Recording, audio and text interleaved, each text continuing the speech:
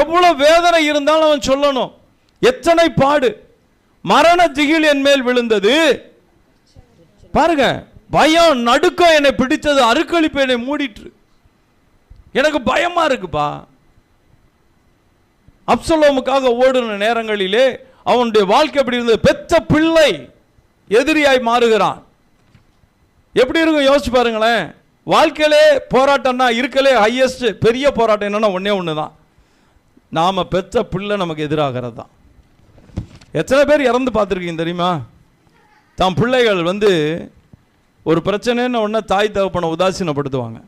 அந்த உதாசீனப்படுத்தும் போது தற்கொலை செய்து கொண்டு இறந்த எத்தனையோ தகப்பன் உண்டு, தாய் உண்டு. அவமானம் கூசாம சொல்லுவாங்க, உங்களால் எனக்கு என்ன, நீங்கள் போங்க, எப்படியோ போங்க. இல்லைடா பாப்பா அப்படி சொல்லாத. போ. பையன் சொல்லுவான், போமா பேசாம, நான் இப்படி தான் இருப்பேன், நான் அப்படி தான் செய்வேன்.